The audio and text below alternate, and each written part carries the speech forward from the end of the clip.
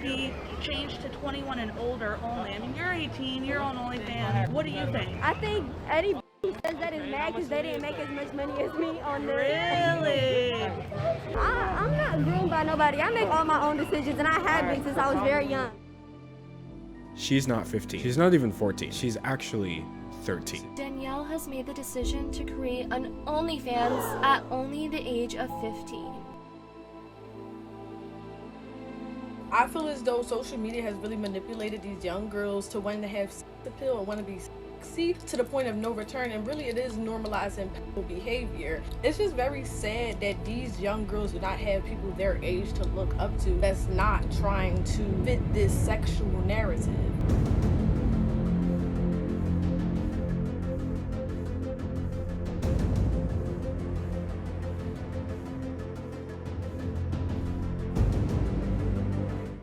Every time a new generation is coming up, we have to sit through yet another debate about whether the moral values of our predecessors are melting away with time, whether our kids will live in a world morally defunct due to the new generation's desire to go their own way like they're Gabriella from High School Musical. Parents in the 50s and 60s thought this when they witnessed the rogue rebel without a cause way that their children went about life, wholly uninterested in conformity and authority like their parents were. And millennials think this now as they write angsty songs about how they'll never give up their skinny jeans and Hogwarts house bio, even though absolutely no one cares. I'm here to tell you right now, we don't care.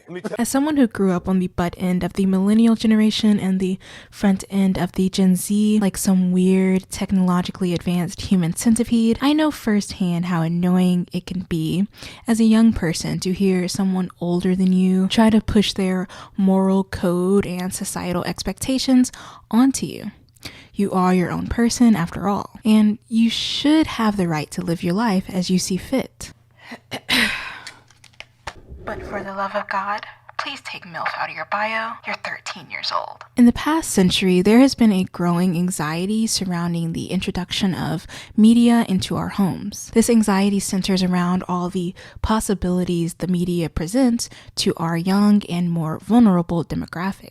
And these possibilities are only amplified with social media. If parents cease to watch over little Billy, they could soon be scammed, brainwashed, or harmed. Or worse, they can find themselves watching a Shane Dawson YouTube video. As with the 2005 film You, Me, and Everyone, where a young boy named Robbie enters a chat room and ends up seducing an older woman, and the 1982 film Poltergeist that depicts a young girl transfixed by a flickering television, there has always been a fear that 20th and 21st century media will, quote, intrude into a family and take over a child's mind, end quote. And not to give old people merit, but they were kind of on to something. Media depicting the perils of internet use or the anxiety of modern technological advances like the television can reflect reality in the way that children are put into vulnerable and compromising situations on the internet. And TV can definitely be used as a portal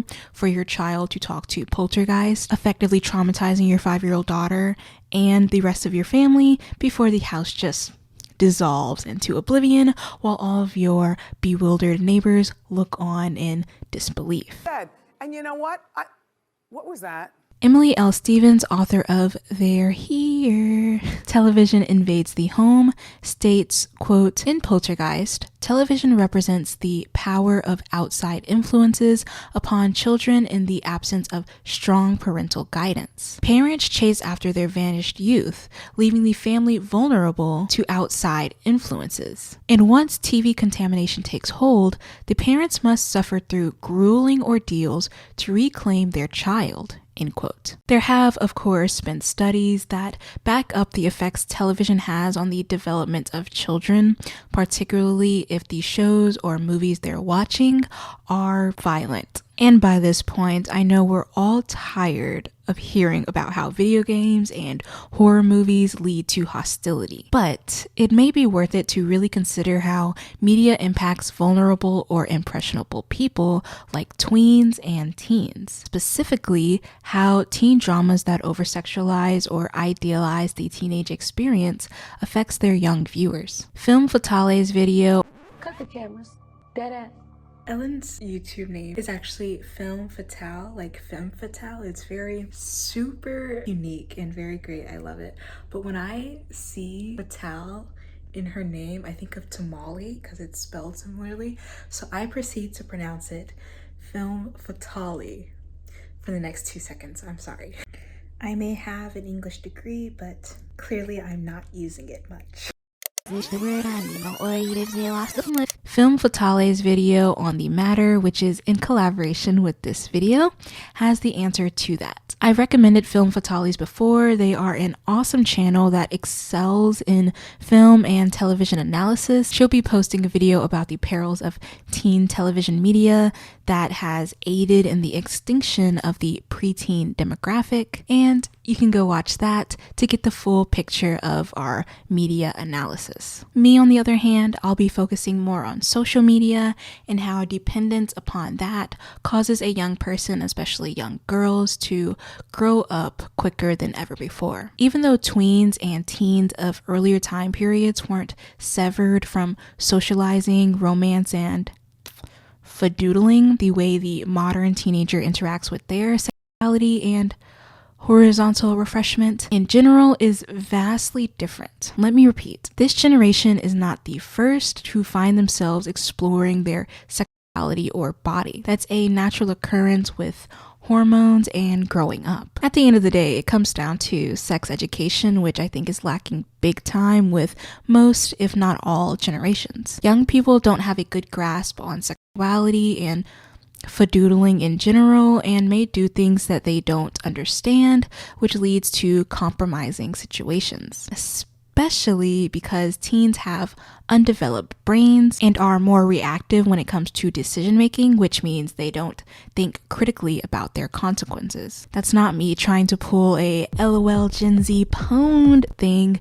That's just facts. My brain isn't developed either, and I think it shows. What I should say is that this generation's relationship to their own sexualization is broadcasted in a way totally different from earlier generations who didn't have access to thousands, if not millions, of people at the tap of a finger. The desire to be grown isn't what's different. The mediums that said desire is explored are. And I don't think you can blame young girls for the approach that they take to social media. A lot of it comes down to factors that are pretty much out of their control. This is not going to be a video where I sit and try to play holier than thou, like I've never experienced what many teen girls are experiencing now, and I'm sure as hell not here to blame them for their own objectification. And especially if there are adults involved looking at and waiting for young girls to post racy or hot pictures. Y'all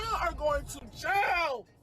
Period. That is 100% on the adult, because they are the ones with power in the situation. They are the ones with maturity, and they are the ones who are supposed to protect their younger counterparts. All right, let's rock and roll. Social media is splattered with tweens calling themselves MILFs or trying to reclaim their nature and liberate themselves from the oppression of the patriarchy that forces women to be objects of male desire with little to no autonomy of their own. Or they are trying to liberate themselves from the shame that has once been associated with promiscuity in society. While it seems new, this idea of sexual liberation isn't the first we've seen here in America. The 20s were a roaring good time for a reason.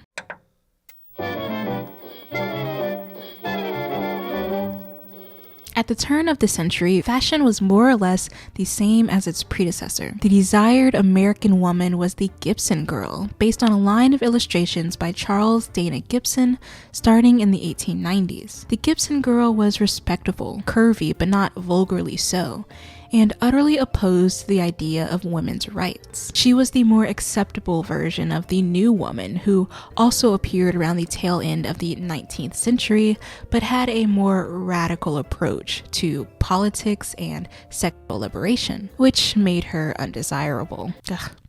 How dare she be a person with her own independent thoughts? According to Fashion History Timeline, quote, the fashionable silhouette of the Gibson girl continued to be dominated by the S shape created with a new health corset, or the swan bill corset. These corsets pushed the bust forward and the hips back in an attempt to avoid pressure on the abdomen. The shape emphasized a narrow waist and large mono bosom, which can be seen in the fashion illustration by La Mode Artistique and the early 1900s dinner dress by the House of Worth, end quote. I can definitely see the appeal.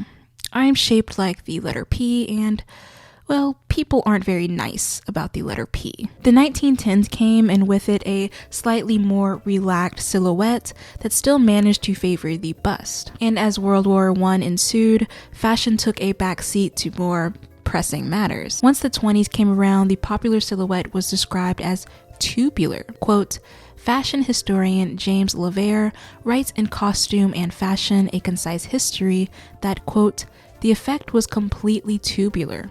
Skirts were still long, but an attempt was made to confine the body in a cylinder. This would eventually develop into the popular flapper look of the next decade. End quote. The flapper is of our main interest. Still reeling from the cultural impact left behind by World War I, fashion took a more lenient approach. Quote, the development of a more convenient, modern female wardrobe was a major trend of the 1920s and was achieved through the progressive simplification of dress as the decade advanced, a rejection of formality and multiple layers in favor of comfort and lighter, more natural effect, end quote. Formality is not all the flapper rejected. They rejected traditional gender roles in general, with their rising hemlines and proclivity for cigarettes, drinking, dancing, and petting parties. I know it sounds weird, but the name is pretty straightforward. It was usually a bunch of teenagers getting together, kissing, and petting one another in a group setting. They never advanced past that stage, according to Paula S. Fass, author of The Damned and the Beautiful American Youth in the 1920s. The flappers were considered sexually free and scandalous at the time, but they danced along one of the first sexual revolutions in America. The second or later sexual revolution occurred in the 1960s, the Hell Decade. I say Hell Decade because contraceptives were introduced to the mass market in 1961, and we all know women can't have rights to their own bodies. Susan Madry, author of Dangerous Ideas, Women's Liberation / Women's Studies Around the World, affirms that the sexual revolution of the 1960s was actually forming long before, possibly back to the 40s. Through the commodification of sex, i.e. housewives being told they look the most hot when they've got a pantry full of food and sparkling clean house using specific products on the market, giving new meaning to the dirt devil, introducing Susan, our throat baby. A mixture of the commodification of joining the giblets and the release of promiscuous publications like Alfred Kinsey's Sexual Behavior of the Human Male in 1948 and the first issue of Playboy in 1953 caused the sexual culture to climax. It led to, quote, women's enormously enhanced desire for sexual gratification, which could lead them to engage in free-willing sexual encounters like men did, if they had reliable contraception. The pill did not cause the woman's heightened libido, but as reliable contraceptive, it did make it possible, end quote. Of course, not everyone had access to birth control at the time. Doctors were still predominantly male, and most refused to prescribe the pill to anyone who wasn't married or sometimes anyone at all. In short, men still controlled women's autonomy, highlighting the fear surrounding this new chapter of women's liberation and independence in American culture. As Rachel Hill puts it in this Time article titled, "What Every Generation Gets Wrong About Sex," the fear surrounding the second wave of sexual revolution in the 1960s, quote, mirrors today's concerns about the impacts of internet pornography and Miley Cyrus videos. Its descriptions of champagne parties for teenagers and padded brasiers for 12-year-olds could have been lifted from any number of contemporary articles on the sexualization of children. End quote. Just like in the 60s, we as a modern society had a big dark cloud hanging over our heads, and its name was, God, I'm running out of things to call sex. We'll go with buttering the biscuit. Its name was buttering the biscuit. And with the introduction of social media, the sexual liberation movement has found new ways to wash away the previously held shame of promiscuity. That doesn't mean there's still not a fear surrounding it. Imagine if this were the 20s. Okay, well, that wouldn't really work for me, but just imagine how people back then would react to the charged nature of social media nowadays. They would probably go into anaphylactic shock. Firstly, because they've never seen a cell phone before, but secondly, because showing ankle back then was scandalous. Just imagine ass shaking. Ye old bag would probably have his eyes roll out of his head like a cartoon character if he saw a picture of Kylie Jenner today. The way I see it, the sexual liberation movement is a way for women, adult women, to gain back their agency, to form a foundation of consent wherein their sexuality and body is shown and appreciated on their own terms. The problem is young girls, primarily minors, are trying to emulate this idea of liberation without understanding how it impacts them. Madison Brown made an amazing video on this topic a month or so ago that really hit the nail right on the head for me. In that video, she mentions that from a young age, girls are sexualized without their consent and placed in vulnerable situations where their bodies are treated as hot gossip. Young girls are consistently sexualized when it comes to various fetishes and creeps on the internet, which in turn fuels the connection between young girls and baking the potato. She mentions the schoolgirl trope, and I would also add the teen category in the barely legal content on adult sites, adding to this connection. Young girls have their sexuality placed in a spotlight from a very young age, even when they themselves are not trying to be hot. It primarily comes from adults who view young girls as promiscuous or sexualized, even when they're just minding their own business. While doing research on this video, I got a few DMs saying that from a young age, young people are being sexualized both by strangers and their families. Even when they try to dress more modestly or post less on social media, they're still bombarded with this expectation or pressure to be seen as sexual beings by adults and by peers.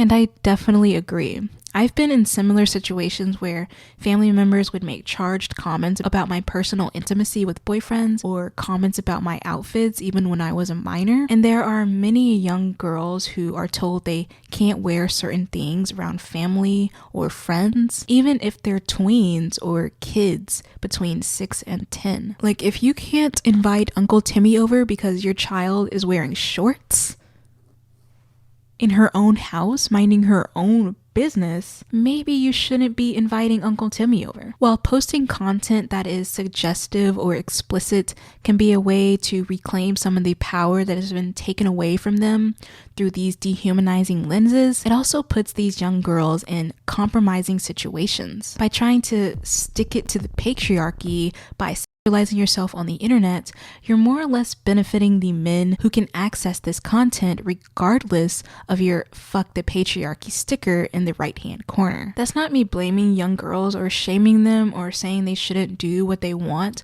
with their own lives.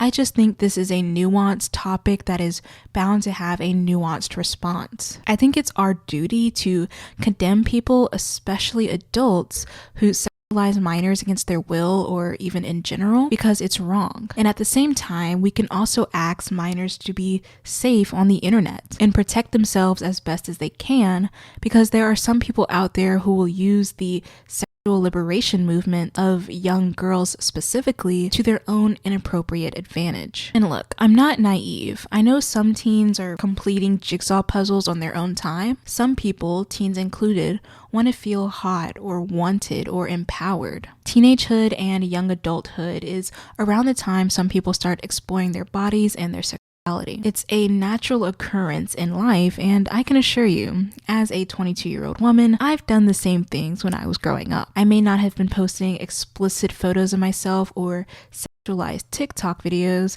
but we won't get into it. My mom's probably watching this. The point is, exploring your sexuality as a minor in front of millions of people online can be dangerous and undoubtedly exhausting. Even though you may consent to posting those pictures yourself in your own controlled environment like your Instagram feed or your Snapchat, there's nothing controlled about what happens to photos after you post them. People can screenshot those images, people can save those images, and people who are not minors like you can use those images for all the wrong reasons. It's 100% on the adult to not be disgusting creeps against minors or anyone for that matter, but that's unfortunately not what happens. For many teenage girls, they're already trying to figure themselves out, build self-esteem, and be liked. Social media more or less exasperates that, especially with how pressured they are to be seen as perfect and cool 24/7. A few of the responses I got on Instagram talk about how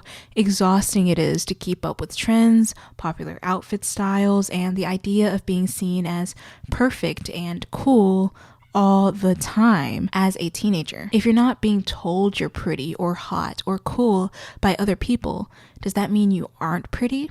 Does that mean you aren't worthy of being sexualized? For some teens, at least in my DMs, yes. Of course, that feeling is not exclusive to this generation. I definitely had those feelings too, but social media is definitely straining it. Instagram has over 1 billion users according to a 2018 study, and of those 1 billion users, over half are women under the age of 34. According to Nicole F. Roberts, author of Neuroscience Explains Why Instagram is So Bad for Teenage Girls, the app, quote, leads to more comparisons between ourselves and others. This in turn contributes to more anxiety and depression due to feelings of inadequacy. Research suggests this is due to increased exposure to quote-unquote idealized images of other women, couples, and lives in general. Increased exposure is linked to decreased happiness with one's own life. End quote. And these idealized images of other women are most likely the images of women who are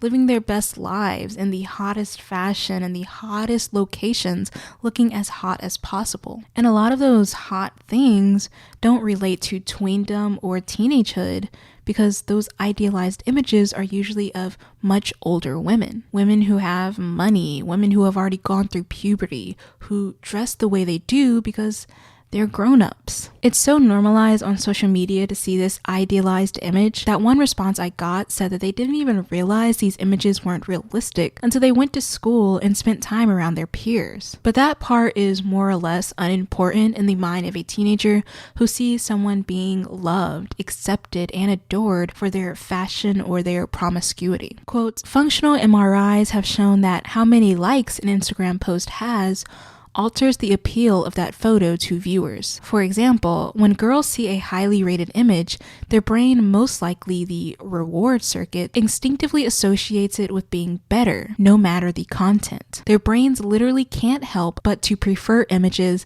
that have more likes than images with less likes. As researchers at UCLA put it, teens react to what they consider endorsements of content, end quote. Young girls are seeing the Kardashians, the Bad Babies, and Malo Travajos of the world, all of whom rack up hundreds of thousands to millions of likes, and they see that as what's desired on social media. They come to understand very quickly that being cool, or by extension hot, sells. I've even seen this for myself.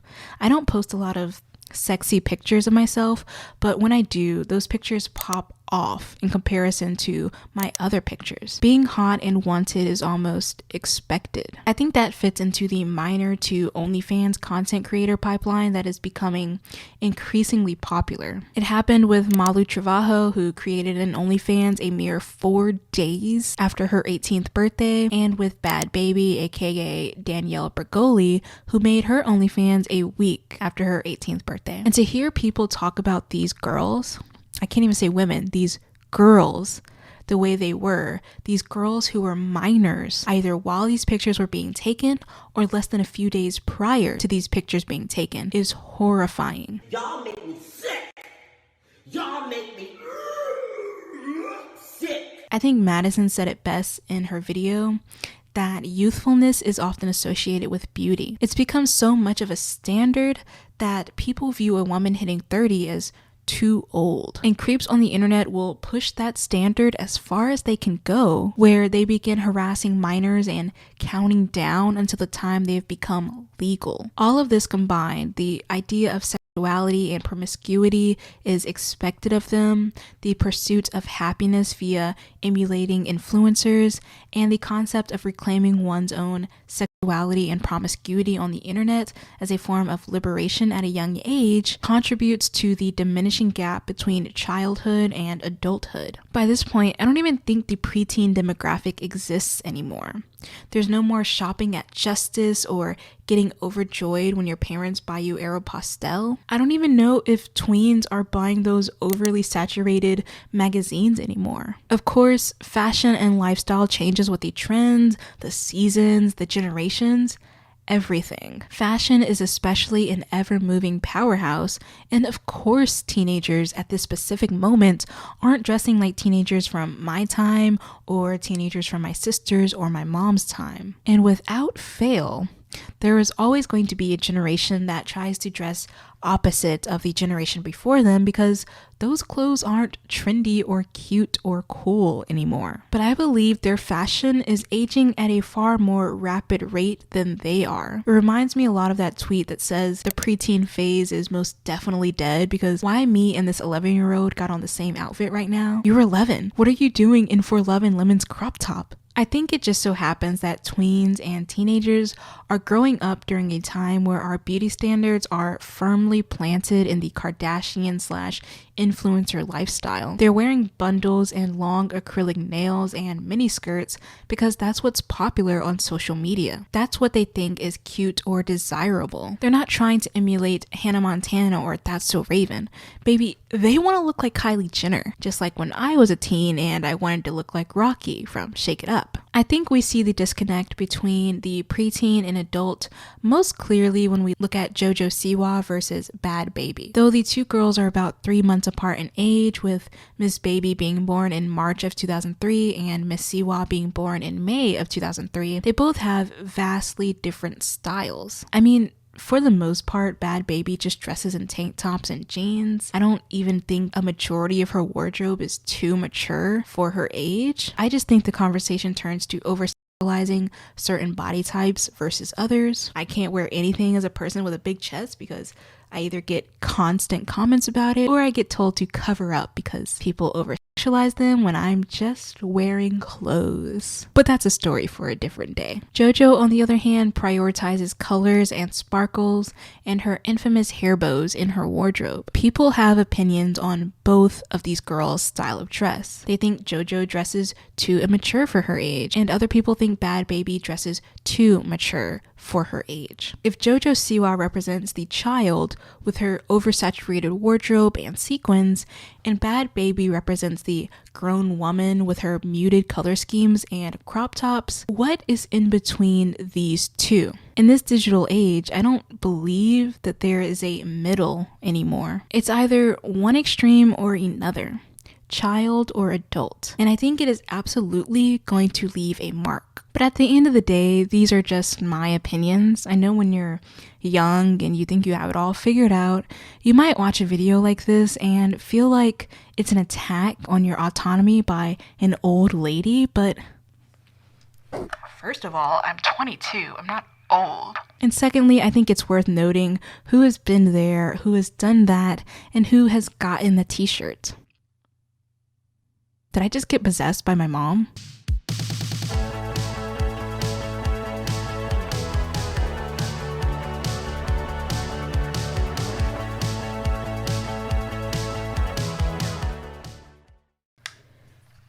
Thank you for watching.